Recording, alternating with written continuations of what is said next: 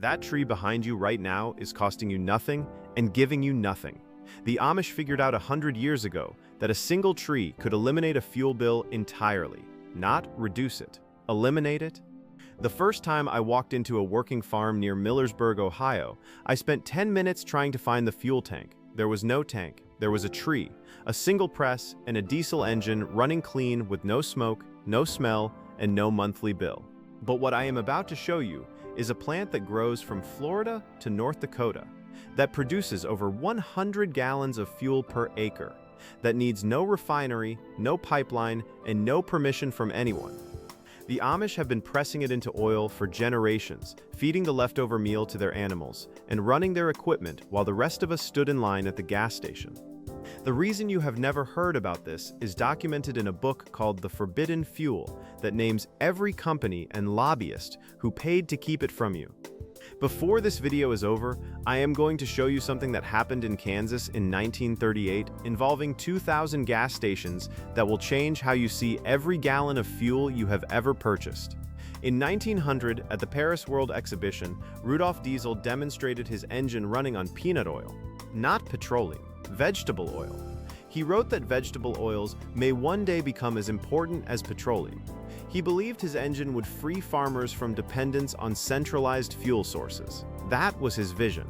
He published it. He said it publicly. 8 years later, Henry Ford introduced the Model T designed to run on gasoline or ethanol. Ford said publicly that there is fuel in every bit of vegetable matter that can be fermented. Ford saw a future where every American farmer grew their own fuel. That future was entirely possible. The technology existed, the knowledge existed, but John D. Rockefeller had already started building something else. By 1880, Rockefeller controlled 90% of oil refining through Standard Oil. His strategy was not to build a better product. His strategy was to price competitors out of existence. He sold kerosene below cost until every competitor collapsed, then raised prices. He was not selling fuel, he was selling dependency. And once the dependency was established, he protected it. By 1925, oil industry lobbying ensured only gasoline was sold at filling stations. States passed laws restricting ethanol sales. The infrastructure for vegetable oil fuels never got built, not because it did not work, but because someone had already paid to make sure it would never compete. Rudolph Diesel died in 1913. He fell from a ship crossing the English Channel. The official verdict was suicide. His engine went on to power the world. His original vision, vegetable oil, farmer independence, no petroleum required, was quietly buried. But the Amish never joined the system. Their religious principles prevented them from becoming dependent on centralized supply chains. They kept pressing oil from seeds. They kept planting trees. They kept the knowledge alive because it worked, and they never needed permission to use it. Now let me show you what happened in 1938 when someone tried to bring that vision back. A company called Agrol opened a production plant in Atchison, Kansas. They blended ethanol made from American grain into motor fuel. Two grades, Agrol 5 and Agrol 10. At its peak in 1938, Agrol fuel was available at over 2,000 service stations across 8 Midwestern states, from Indiana to South Dakota to Iowa to Nebraska. The slogan was, "Try a tankful, you will be thankful." The plant was producing 18 million gallons of ethanol a year. Farmers were buying it. Everyday drivers were buying it. The fuel worked. The engines ran clean. The economics made sense for the people growing the grain and the people filling their tanks. But it did not make sense for Standard Oil. When Agrol showed up at 2,000 pumps with a fuel that worked, Standard Oil declared war. The tactics are documented in congressional records. The National Petroleum Association called ethanol fuel an outrage against common sense. They spread a campaign claiming allowing ethanol would turn every pump into a speakeasy, playing on prohibition fears. They pressured legislators in every Midwestern state capital and in Washington. They killed 19 federal bills and 31 state bills on alcohol fuel between 1933 and 1939. When legislation failed to stop Agrol, they used price dumping. They dropped leaded gasoline to match Agrol penny for penny. Agrol sold at 17 cents a gallon. Standard Oil pushed to 16. Not because gasoline cost that little, because Standard Oil could afford to lose money for years and a startup in Kansas could not. And here is the detail that makes it personal.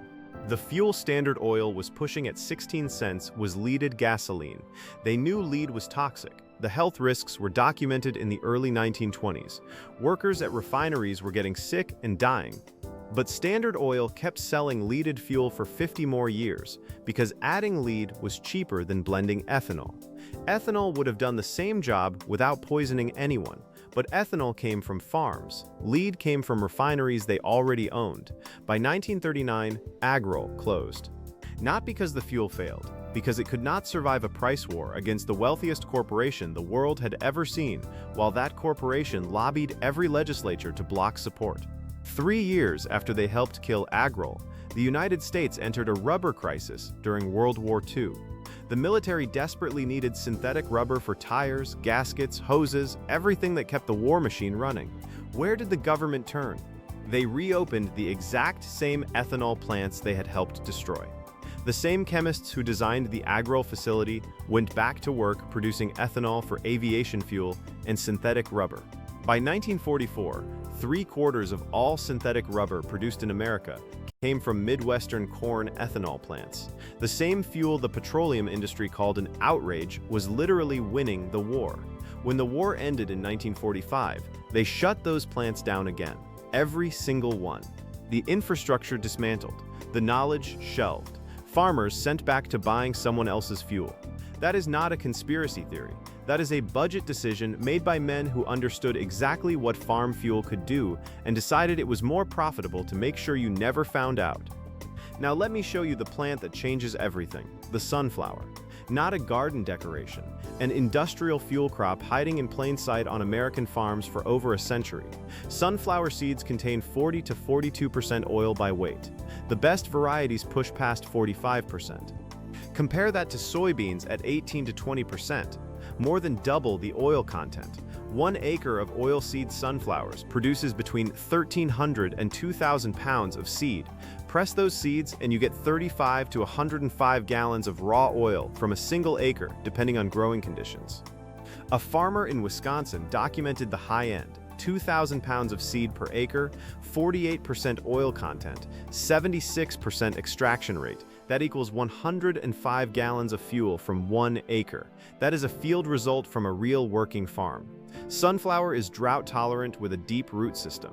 It grows in wide variety of soil conditions. It can be planted in late spring and harvested by early fall.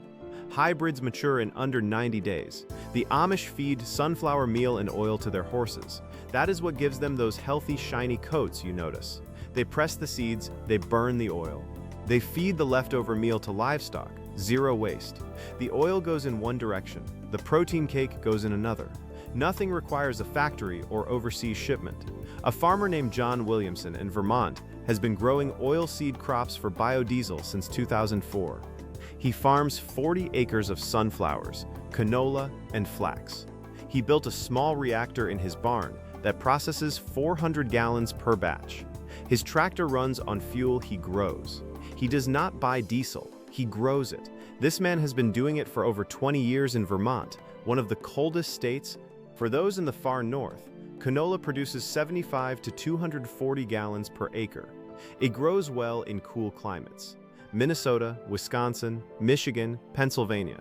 Penn State documented canola as a premier biodiesel crop. They run their tractors on canola fuel. Canola-based biodiesel stays liquid at colder temperatures. It does not gel in fuel lines below freezing. If you live where January means single digits, canola is your crop, and there is flax. Same plant as linseed oil. It preserves wood, runs diesel engines, and lubricates machinery. 1 plant, 3 jobs. All 3 crops grow in zones 3 through 8. That covers every state in the lower 48. You do not need 40 acres. You do not need a barn or tractor. Start with a manual cold press, $60 to $100. It bolts to any workbench. You feed dried sunflower seeds in one end. Golden oil drips out the bottom into a jar. The solid seed cake pushes out the other side. That cake is high-protein feed for chickens, goats, or garden compost. The process takes 30 minutes per batch. The press has no motor, no electronics, no parts that wear out in a normal lifetime. Cold-pressed oil stores 6 to 12 months in a sealed container kept out of direct sunlight. You press in fall and have fuel through summer. No freezer, no preservatives, just a sealed bucket in a cool corner of your garage. If you plant a quarter-acre of sunflowers along your fence line or in a side lot, you can press enough oil in one harvest to run a kerosene heater through winter, fill oil lamps for power outages, lubricate small engines, and blend fuel for any diesel engine on your property. You can mix 20 to 30% raw pressed sunflower oil with pump diesel and run it in any diesel engine without modification. No conversion kit, no chemistry degree, no special filtration beyond a basic screen.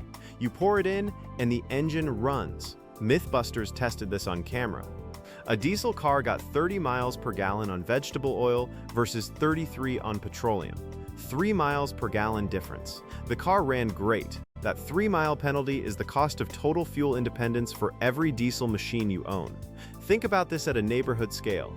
5 families on the same road, each planting a quarter acre, pressed together one Saturday, split the oil 5 ways. Everyone walks away with fuel for winter. The Amish do not do this alone. They do it together. That is part of the system. After Agrol was shut down in 1939 and reopened and shut down in 1945, the federal government tracked energy subsidies for 6 decades. Between 1968 and 2000, the United States gave $150 billion in tax credits to the petroleum industry. The farm fuel industry received $11 billion. $150 billion versus $11 billion. That is a $139 billion thumb on the scale, paid with your tax money, to make petroleum look affordable while alternatives starved. When someone says pressing your own fuel is not economical, the math was rigged before you calculated it. Petroleum looks cheap because your money was used to make it look cheap. In 1977, Exxon scientist James Black told company management that carbon dioxide from fossil fuels was warming the planet. He warned executives humanity had 5 to 10 years before hard decisions would become critical. Exxon scientists confirmed his projections by 1982. Exxon did not develop alternatives. Exxon spent 30 years funding organizations that denied the science their own researchers had confirmed. The company that knew the truth in 1977 chose profit instead. Standard Oil killed Agrol in the 30s. The government revived ethanol for war and abandoned it after. In the 70s oil crisis, 100 ethanol plants appeared. When petroleum prices dropped in the late 80s, most went bankrupt. Build it, prove it works, watch it get buried. Every time farm fuel works, it gets killed. Not because it fails, because it succeeds. The diesel engine was not named after a fuel, it was named after a man, Rudolph Diesel. He built that engine to run on vegetable oil. That was the original design. But over the century, the word diesel became synonymous with petroleum. They took the inventor's name and attached it to the substance he was trying to replace. Every time you see diesel at a pump, you are reading the name of a man whose life's work was making sure you would never need that pump. The fuel bill was never mandatory. It was designed. It was subsidized with $150 billion over 6 decades. The system that replaces it has been growing in plain sight, in Amish fields, in Vermont barns, in university research that the world ignored.